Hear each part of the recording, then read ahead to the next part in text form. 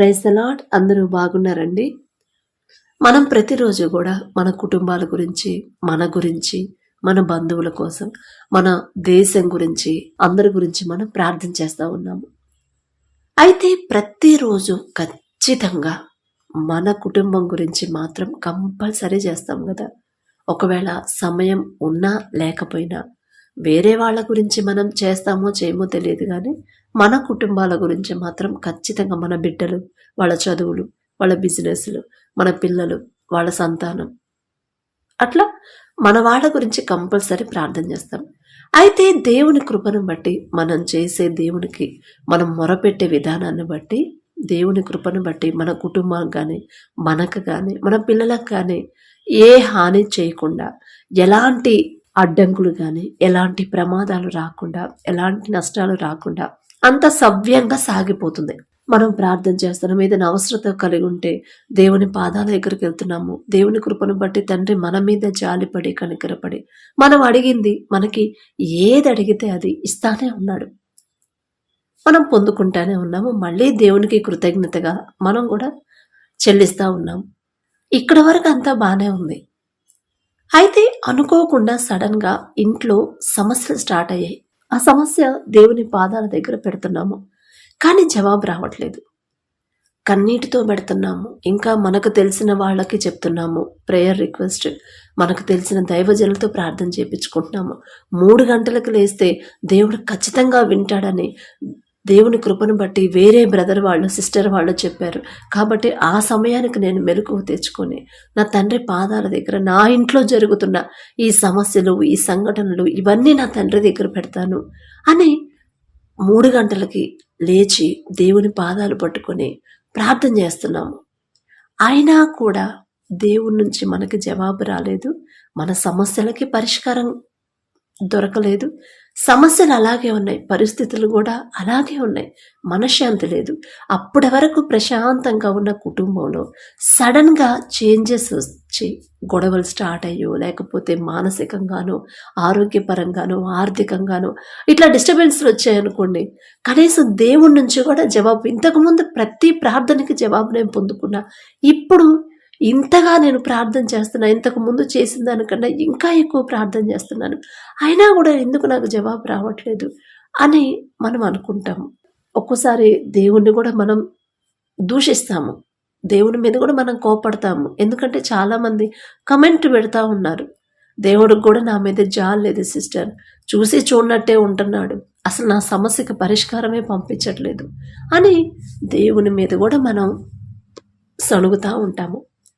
అయితే అలా సనగడానికి ముందు ఇదే పరిస్థితి, ఇలాంటి పరిస్థితి బైబిల్ గ్రంథంలో, పరిశుద్ధ గ్రంథంలో ఇశ్రాయేలీలకు కూడా వచ్చింది. ఇదే పరిస్థితి. అప్పటి వరకు దేవుని కృపను బట్టి దేవుని బిడ్డలు వాళ్ళ ముందుండి అన్నీ దేవునితో మాట్లాడుతూ, వాళ్ళకి కావలసిన అన్ని సమకూరుస్తా చక్కగా నడిపిస్తూ ఉన్నాడు దేవుడు. అక్కడి వరకు బాగానే ఉంది. సడన్గా ఒక చోటకు వచ్చేసరికి దేవుడి నుంచి జవాబు రావట్లా. ఇశ్రాయేలీల్లో సడన్గా ఒక తెగులు అనేది స్టార్ట్ అయింది, ఒక డిస్టర్బెన్స్ స్టార్ట్ అయింది. తెగులు వల్ల అనేక మంది చనిపోతున్నారు, ఎందుకో అర్థం కావట్లేదు. అయితే అది ఎవరి కాలం అంటే మోషే గారి కాలంలోనే. మోషే గారు ఉన్నారు, అహరోను గారు ఉన్నారు, అయినా కూడా వాళ్ళు ప్రార్థన చేస్తున్నారు, అయినా కూడా ఆ తెగులు అనేది పోవట్లేదు.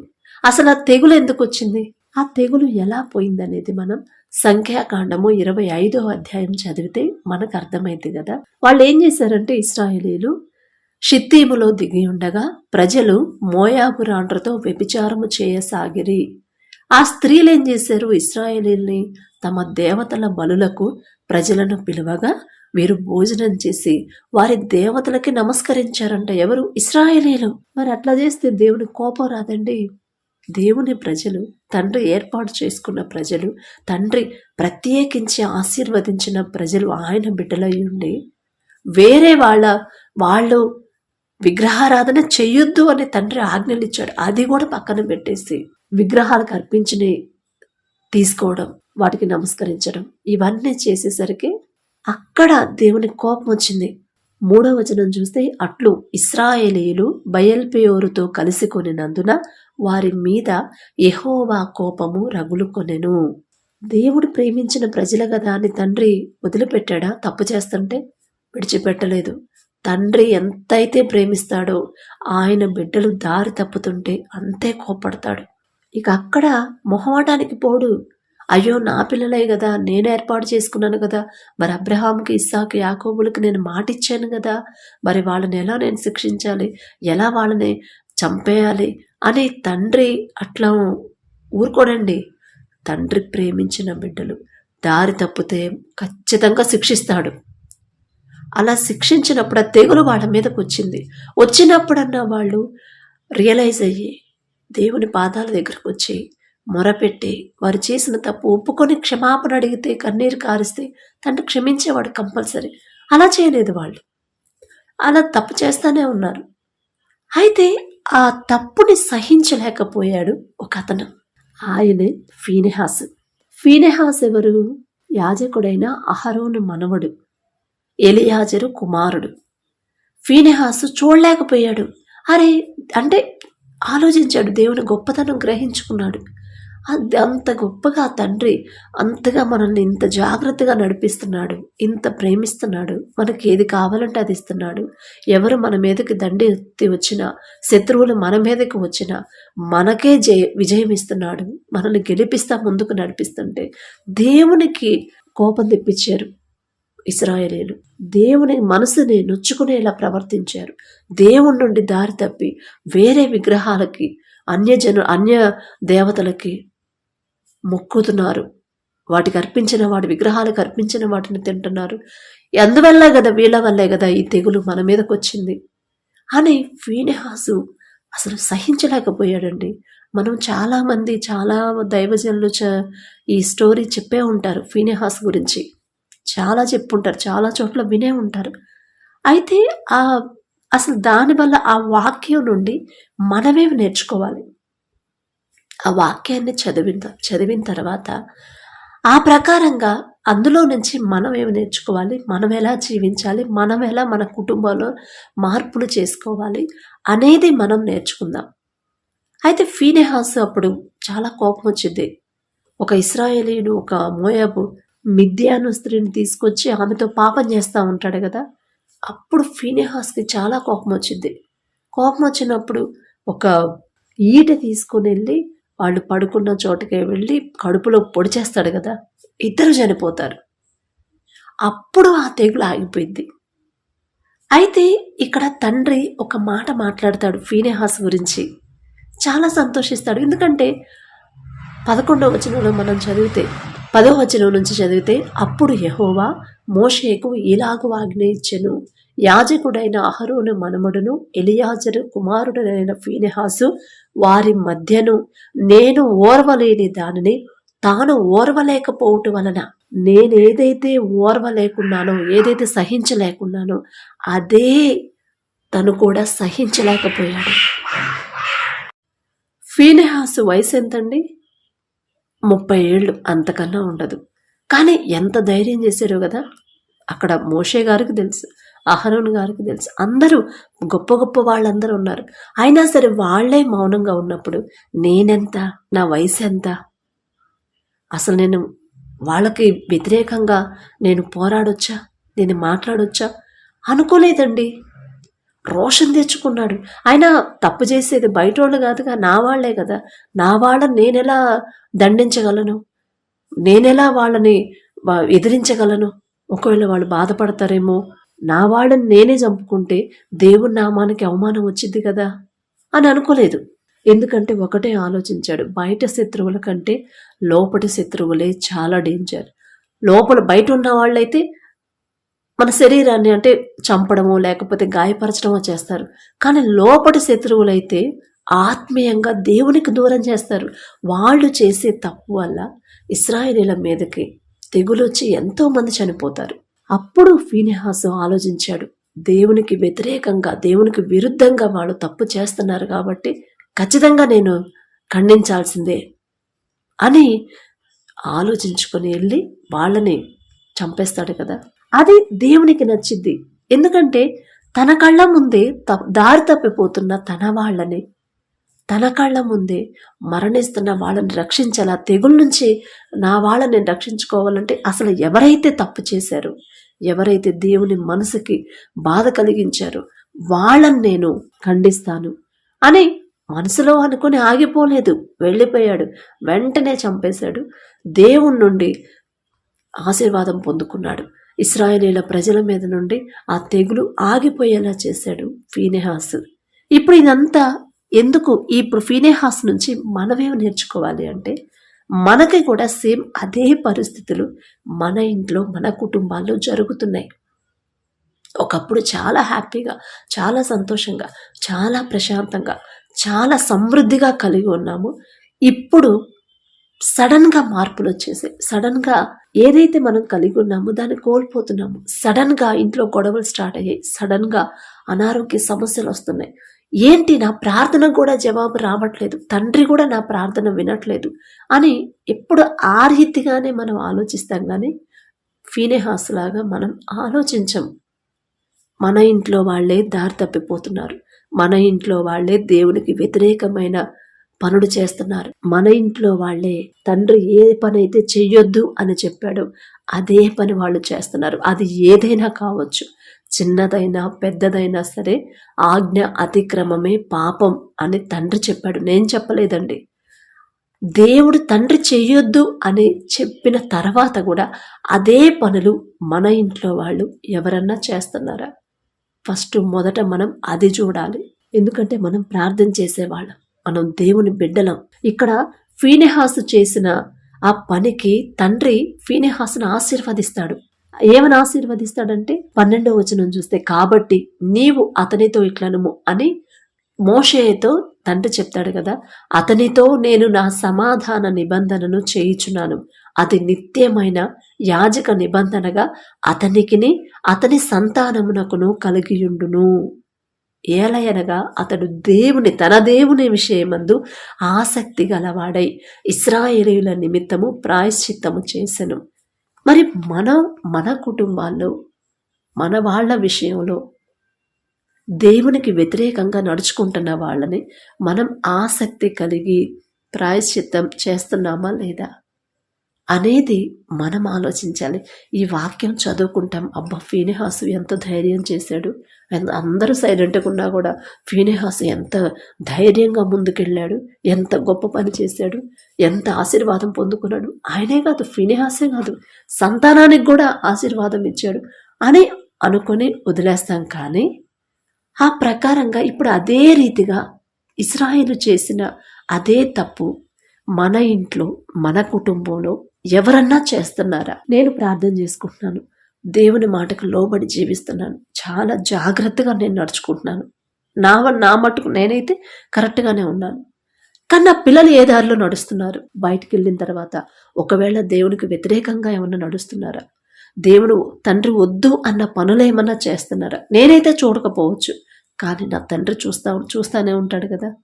నా కుటుంబంలో ఈ డిస్టర్బెన్స్లు ఎందుకు వచ్చాయంటే నేనైతే తప్పు చేయలేదు, నాకు తెలిసి నా తండ్రికి నేను లోబడి విధేయత కలిగి జాగ్రత్తగానే ఉన్నాను. అయినా కూడా ఈ పరిస్థితులు, ఇలాంటి పరిస్థితులు వచ్చాయి అంటే ఒకవేళ నా పిల్లలు ఏమన్నా దారి తప్పుతున్నారా? వాళ్ళు దారి తప్పుతున్నారని తెలిసి కూడా నేను వాళ్ళని సరిచేయట్లేదా అనేది మీరు ఆలోచించండి. ప్రార్థనకు జవాబు రావట్లేదు అని మీరు బాధపడొద్దు. ఎందుకు రావట్లేదు? ఎక్కడ జారిపోతున్నారు? అందుకే మనం ప్రతిరోజు చేసే ప్రార్థనలో సమస్య వచ్చినప్పుడు ఆ సమస్య గురించి ఆలోచన వద్దు, ఎందుకు వచ్చింది, ఎక్కడ జారిపోతున్నాము అని ఫీనెహాసులాగా జాగ్రత్తగా ఆలోచించి రోషము కలిగి, అమ్మో నా తండ్రికి కోపం తెప్పించే పనులు నా బిడ్డలు చేస్తున్నారు, దేవుని కోపం నా కుటుంబం మీదకి వస్తే మేము తట్టుకోగలవా? ఇంకా ఆ శిక్ష భరించగలవా? అంత శక్తి మాకుందా? దేవుణ్ణి పక్కన పెట్టేసి లోకంలో బతికితే ఆ జీవితానికి ఒక అర్థం ఉండిద్దా అని మనం ఆలోచించాలండి. మన కుటుంబంలో ఎవరైనా సరే, అది పెద్దవాళ్ళైనా చిన్నవాళ్ళైనా మన తోటి వారైనా, మన కళ్ళ ముందే వాళ్ళు దారి తప్పుతుంటే వాళ్ళని సరి చేసుకోవాల్సిందే. సరి చేయలేదు అంటే ఆ తప్పు మనదే. ఇక ఆ కుటుంబంలో ఉన్న డిస్టర్బెన్స్లు పోవు. ఎంత ప్రార్థన చేసినా, 3 గంటలకు లేచినా, కన్నీరు కార్చినా, ఎంత హృదయాన్ని కృమ్మరించినా కూడా చేసిన తప్పుకి పశ్చాత్తాప పడాల్సిందే. పడితేనే వాళ్ళ తరపున వాళ్ళని మీకు తెలిస్తే అయ్యో ఇదిగో నా కొడుకు ఈ దారిలో నడుస్తున్నారని వాళ్ళని గద్దించాలి మనం. వాళ్ళు గద్దించినా కూడా వినకపోతే అప్పుడు దేవుని పాదాల దగ్గరికి రండి. అయ్యా నా మాట అయితే వినరయ్యా, నేను నా మాట వినరు కానీ మీరింటారు. నా బిడ్డని ఒక శిక్షించైనా సరే, ఒక చెంపదెబ్బ కొట్టైనా, ఒక గద్దింపు చేసైనా ఆ పాపపు దారి నుండి నా బిడ్డని మీ వద్దకు తీసుకురండి. మీ దారిలో నా బిడ్డను నడిపించండి అయ్యా. నా మాట వినరయ్యా. నా బిడ్డలు తప్పు నాదే. నా మాట వినకుండా పెంచడం నాదే తప్పు. నేను చేసిన తప్పు దయతో క్షమించి దారి తప్పిపోతున్న నా బిడ్డల్ని ఒక గద్దింపు చేసైనా మీ దారిలో నడిపించండి అయ్యా అని మీరు ప్రార్థన చేయండి. ఖచ్చితంగా తండ్రి వింటాడు. ఖచ్చితంగా తండ్రి జవాబిస్తాడు. ఎందుకంటే ఫీనెహాస్ అదే చేశాడు, చూడలేకపోయాడు. ఇప్పుడు మనమేందంటే మన పిల్లల మీద మనకున్న ప్రేమను బట్టి వాళ్ళని గద్దించలేము, వాళ్ళని సరిచేయలేము. ఇప్పుడు ఎంత ఫ్యాషన్ ప్రపంచం. తండ్రి చెప్పాడు అందము మోసకరము, సౌందర్యము వ్యర్థం అన్నాడు. కానీ క్రిస్టియన్స్ కూడా చక్కగా అందరూ బ్యూటీ పార్లర్కి వెళ్తున్నారు. ఎందుకంటే ఆ వీడియోలు చూస్తేనే అర్థమవుతుంది. వాళ్ళని బట్టి వాళ్ళ పిల్లలు, మనకి ఇష్టం లేదు, అమ్మో అది తప్పు కదా అని మనకు తెలుసు. కానీ మన పిల్లలు అదే ప్రపంచంలో తిరుగుతున్నారు, బయట ప్రపంచంలో, లోకంలో జీవిస్తున్నారు. ఆ తప్పు ఎవరిది గద్దించకపోతే, వాళ్ళని గద్దించకపోతే ఆ తప్పు మనదే. అయితే వాళ్ళు దారి తప్పిపోతున్నా కూడా వాళ్ళని సరిచేయకపోతే ఆ శిక్ష మనమే భరించాలి. అందుకే జాగ్రత్తగా ఆలోచించండి. మీ కుటుంబంలో సమస్యలు రావడానికి మీ ఇంట్లో వాళ్ళు, అది పెద్దవాళ్ళైనా చిన్నవాళ్ళైనా సరే, నేనైతే ఒప్పుకోనండి. నాకన్నా పెద్దోళ్ళైనా ఒప్పుకోను, చిన్నవాళ్ళైనా ఒప్పుకోను. నా భర్త అయినా సరే, ఆయన కోప్పడినా కూడా నేను ఊరుకోను. ఎందుకంటే వాళ్ళకి బైబిల్ తెలియదు. ఒకవేళ బైబిల్ చదివినా కొంతే తెలుసు కానీ పూర్తిగా తెలియదు కదా. మనం ప్రతిరోజు దేవుని కృపను బట్టి, తండ్రి ఇచ్చిన కృపను బట్టి ప్రతిరోజు బైబిల్ చదువుతున్నాము. అది కూడా దేవునికి ఏది ఇష్టమో, ఇష్టం లేని పని చేస్తే మనకొచ్చే ఆ సమస్యలు ఎలాంటివి, ఒకవేళ సమస్యలు వస్తే మనమేం చేయాలి, మన కుటుంబాన్ని ఎలా సరి చేసుకోవాలి, అవన్నీ తండ్రి మన కోసమే రాపించి పెట్టాడుగా. దేవుడు తండ్రికి మన మీద ఉన్న ప్రేమ. కానీ వాళ్ళకి తెలియదు. మన ఇంట్లో వాళ్ళకి మనం చెప్పాలి. నా వాళ్లే కదా, నా సొంతోళ్లే కదా, వాళ్ళని నేనెలా గద్దించగలను, వాళ్ళని నేనెలా బాధ పెట్టాలి, నా మాట వింటారా, నేను చెప్తే ఆ పని చేయకుండా ఊరుకుంటారా అని మాత్రం అనుకోవద్దు. చెప్పాలి, కంపల్సరీ చెప్పాలి. దారి తప్పిపోతున్న వాళ్ళని గద్దించాలి, గద్దించి దేవుని దగ్గరికి నడిపించాలి. ఆ తప్పు చేయొద్దు, ఇక దాని జోలికే వెళ్ళొద్దు అని చెప్పండి. అయినా కూడా వినకపోతే అప్పుడు దేవుని దగ్గర పెట్టండి. అదే చేశాను నేను. వాడు చేసే పనులు నాకు నచ్చలేదు. నా ఇంట్లో అమ్మ వాళ్ళ దగ్గర అయితే దేవుని కృపను బట్టి ఎప్పుడు దేవునికి భయపడతానని చూస్తాను. కానీ ఇక్కడికి వచ్చిన తర్వాత దేవునికి వ్యతిరేకమైన దారిలో నడుస్తున్నారు. అసలు ఇక సహించలేనంత కోపం. ఎందుకంటే ఆ శాపం నాకు వచ్చింది, వాళ్ళ వల్ల ఆ శాపం నాకు వచ్చింది, నా తర్వాత నా పిల్లలకు వచ్చింది. అది నాకు ఇష్టం లేదు. ఎందుకంటే బైబిల్ మనకు తెలుసు తండ్రి కోపం ఎలా ఉండిద్ది, తండ్రి ప్రేమ ఎలా ఉండిద్ది. తెలిసి కూడా మనం వాళ్ళని గద్దించకపోతే ఆ తప్పుకి మనమే కారణం అవుతాం, ఆ వచ్చే శాపానికి. చెప్పాను, వినలేదు, చెప్తానే ఉన్నాను, వినలేదు, చెప్తానే ఉన్నాను. కోపడ్డారు, ఎంతో కోపడ్డారు, వ్యతిరేకమైపోయారు. ఇంట్లో అందరూ వ్యతిరేకమైపోయారు. అయినా సరే నా తండ్రి నాకు లేకపోతే కదా నేను ఒంటరిదాన్ని అవుతాను అని చెప్తానే ఉన్నాను. అది తప్పు, మీరు అట్లా చేస్తున్నారు, అది కరెక్ట్ కాదు. దేవుడి నుంచి వచ్చే కోపాన్ని, ఆ ఉగ్రతని మీరు తట్టుకోలేరు. మీకు బైబిల్ తెలియదు కాబట్టి మీరు ఆ దారిలో నడుస్తున్నారు, అది తప్పండి అని చెప్తా ఉన్నాను. 1-2 సార్లు వినలేదు. దేవుని పాదాలు పట్టుకొని కన్నీరు కార్చి, అయ్యా నా కళ్ళ ముందే నా వాళ్ళు దారి తప్పిపోతున్నారు, అది నా మనసు ఒప్పుకోవట్లేదు. మీ నుండి వచ్చే ఆ శాపాన్ని నా కుటుంబం పొందుకోకుండా, మీ కోపం నా కుటుంబం మీదకి రాకుండా ఉండాలంటే నా వాళ్ళని మీకు ఇష్టలుగా మార్చండి, వారిని సరిచేయండి. మీ ఎడల భక్తి కలిగి జీవించే మనసుని, నూతన హృదయాన్ని ఇవ్వండి. నేను చెప్తే వినరు, మీకు తెలుసు, నేను చెప్తానే ఉన్నాను, వాళ్ళు వినట్లేదు. కానీ నా కళ్ళ ముందే వాళ్ళు దారి తప్పిపోవడం నాకు ఇష్టం లేదు అని ప్రతిరోజు ఇదే ప్రార్థన. 3 గంటలకు లేచి, నాకున్న సమస్యలు తీసేయమని చేయలేదు, నాకున్న ఆర్థిక పరిస్థితి, అనారోగ్యం తీసేయమని చేయలే. ఎందుకంటే అప్పుడు సమస్యలు ఉన్నాయి ఇంట్లో. అలాంటి సమస్యలే ఉన్నాయి. ఎంత కష్టపడి పని చేసినా సంపాదన నిలబడట్లేదు. అసలు ఎలా వస్తుంది, ఎటు పోతుందో అర్థం కావట్లా. ఇంట్లో కావాల్సిన సరుకులు సమకూరట్లేదు. అర్థమైపోయింది ఎందువల్ల ఇట్లా జరుగుతుందంటే ఇదే కారణం. అప్పుడు ఇక వాళ్ళకి చెప్పాను, వాళ్ళు చెప్తానే ఉన్నాను, వినలేదు. నన్ను ఒక శత్రువును చూసినట్టు చూశారు. అయినా పర్వాలేదు, నా మీద వాళ్ళు కోపం పెంచుకున్న, ద్వేషం పెంచుకున్న, నాకు వ్యతిరేకమైన పర్వాలేదు. వాళ్ళు మాత్రం ఆ దారిలో నుండి బయటపడాలి, బయటకు రావాలి, దేవునికి భయపడాలి, దేవునికి లోబడాలి. దేవుని దగ్గర అదే చెప్పాను. నన్ను వాళ్ళు కోపడ్డా పర్వాలేదు, తిట్టుకున్నా పర్వాలేదు, నాతో వ్యతిరేకంగా నాతో మాట్లాడకపోయినా పర్వాలేదు అయ్యా, కానీ వాళ్ళ తప్పుదారిలో నడుస్తున్నారు, అది నాకు ఇష్టం లేదు. నా మీద దయుంచి వాళ్ళని మార్చయ్యా, నా మీద దయుంచి నా వాళ్ళని మార్చు, నా కళ్ళ ముందు నశించిపోతున్న నా వాళ్ళని మార్చయ్యా అని దేవుని పాదాలు పట్టుకొని కన్నీరు కారిస్తే తండ్రి మనసు కరగకుండా ఉండిద్దా? కరిగింది. ఇప్పుడు చక్కగా పొద్దున లేచి వాక్యం పెట్టుకొని, వాక్యం చదివి, వాక్యం విని, ప్రార్థన చేసుకొని అప్పుడు ఆఫీసులకు వెళ్తారు. వాక్యం చదువుకొని ఖాళీ టైం దొరికినప్పుడు వాక్యం చదువుకోవడం. ఇంతకు ముందు ఎలాంటి పాపం అయితే, ఎలాంటి ఏదైతే నేను అసహ్యపడ్డాను, ఇక అది ఇప్పుడు లేదండి ఇంట్లో. అది తండ్రి ఇప్పుడు మనం పరిశుద్ధ గ్రంథాన్ని చదివేటప్పుడు వాళ్ళు దేవుని ప్రజలు ఏ పాపం చేశారు, ఎలాంటి తప్పులు చేశారు, దేవుని కోపం ఎలా వచ్చింది, మరలా దేవుని కోపం పోవాలంటే వాళ్ళు ఎలా ప్రార్థన చేశారు, ఇప్పుడు నా కుటుంబం కూడా అదే పరిస్థితిలో ఉందా, ఇలా చూసుకోవాలి. ఖచ్చితంగా తండ్రి మీ కుటుంబాన్ని కడతాడు. మీ కుటుంబంలో ఇక దేవుడు ఆ పాపాన్ని, ఆ తెగులను ఎప్పుడైతే ఆపాడో, ఇశ్రాయేలీలో నుంచి ఆ తెగులు ఎప్పుడైతే ఆగిపోయిందో, మరణాలు ఆగిపోయాయి కదా, మళ్ళీ ఆశీర్వాదాలు తండ్రిస్తాడు. అందుకే ఫీనెహాసు చేసిన పని మనం కూడా చెయ్యాలి, ప్రతిరోజు చేయాలి. ఒకరోజు 2 రోజులు, ఒక వారం తర్వాత, ఒక నెల చేసి ఊరుకోవడం కాదు, ప్రతిరోజు కూడా నా వాళ్ళు దారి తప్పిపోతున్నారు చూడాలి. నా ఇంట్లో డిస్టర్బెన్స్లు ఎందుకు వచ్చాయి, నా వాళ్ళు, నా పిల్లలు బయట ఎలా ఉంటున్నారు, ఇంట్లో నా దగ్గర బాగానే ఉంటున్నారు, బయట ఎలా ఉంటున్నారు, వాళ్ళతో కూర్చొని మాట్లాడండి.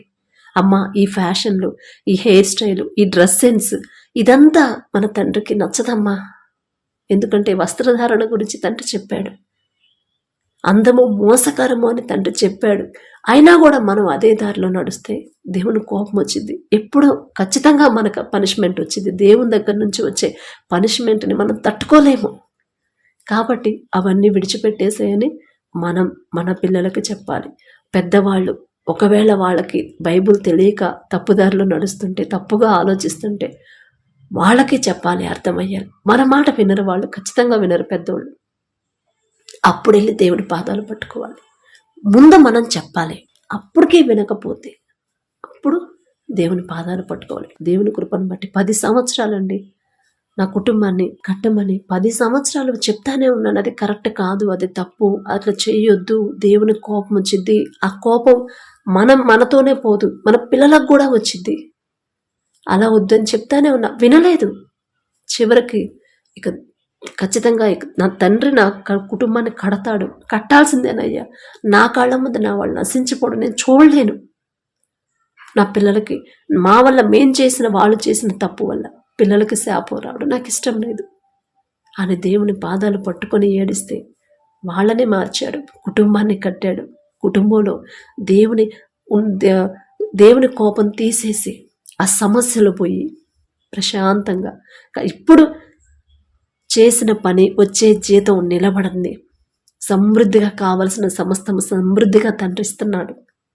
పిల్లలు కూడా దేవుని కృప, దేవుని గురించే క్వశ్చన్లు అడుగుతూ ఉంటారు. భలే హ్యాపీ అనిపించింది. ఏదో నాకు తెలిసిన దాంట్లోనే కొంత చెప్తా ఉంటాను, వాళ్ళు క్వశ్చన్లు అడుగుతారు. అందులోనే అమ్మ ఏసయ్యా అట్లా చేసారని వాళ్ళు అడుగుతూ ఉంటే భలే హ్యాపీ అనిపించింది.